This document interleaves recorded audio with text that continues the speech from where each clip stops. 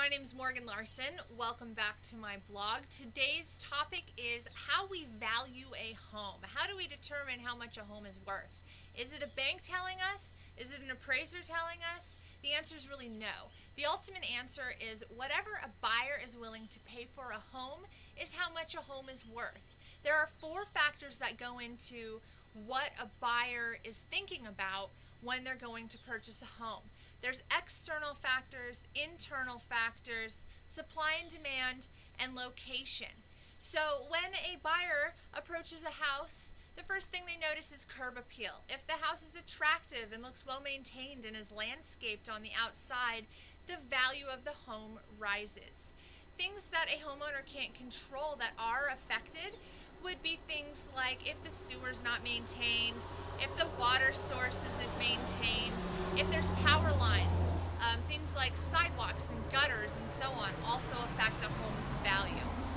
Internal factors that affect a home's value are cleanliness and upgrades. So if you have wood floors in a newer kitchen and newer bathrooms and fresh paint, a home buyer sees that, and that adds value because then they don't have to do it. However, if your home, if they walk in and it's just crowded with stuff everywhere and it's not clean and you haven't done any upgrades, well, it's going to affect the value.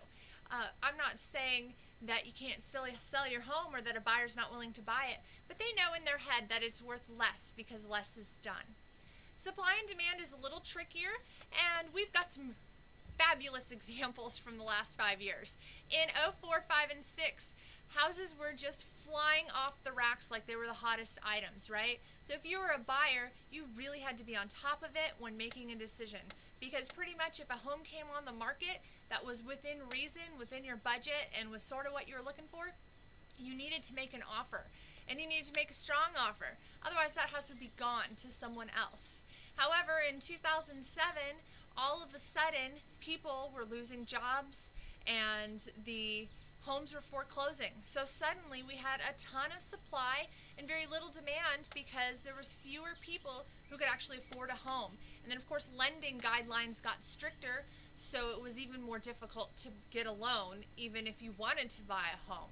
So we've had a flip-flop. Now we have inventory that's available and fewer buyers. So you can see how that would affect a home's price, because if there's a ton of homes, if you want to get it sold, you have to be really competitively priced. And the fourth factor that really affects a home's value is location. Of course, we all hear it all the time, location, location, location. It's that popularity, that high school effect is what I like to call it. If Joey, Johnny, Susie, and Mary all want it, then everybody else wants it too. And really it's a lifestyle is what you're buying into.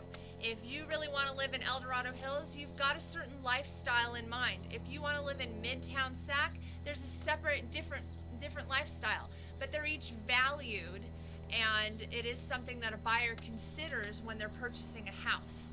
And they know that to get into certain popular neighborhoods, it's going to cost them a little more, but they're buying the lifestyle they want.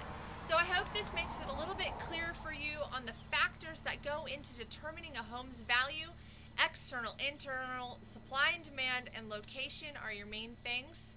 I hope this helps out. If you need to contact me, my information is below. Thank you.